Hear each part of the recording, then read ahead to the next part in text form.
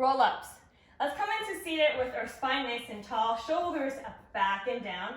Starting with your arms right in front of your chest, we're going to slowly row down by tucking through the pelvis, rounding through the spine. Lower spine touches the mat first, and then slowly vertebrae per vertebrae, your shoulder blade touches the mat, and then your head, okay? See, my arm is still right in front of the chest the whole time.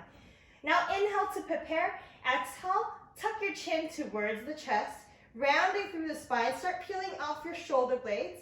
Maintain that tuck through your pelvis, lower spine still touches the mat, and then continue to reach with that curve all the way through, fingertips towards your toes. Inhale to stack up the spine. Okay, arm is still right in front of the chest.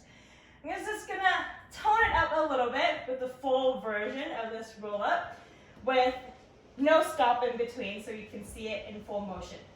Inhale to prepare. Exhale. Inhale to prepare. Exhale. Inhale to stack up the spine. Exhale, rounding through the spine again, slowly vertebrae per vertebrae, lower down on towards the mat. Inhale to prepare. Exhale. And that is your roll up.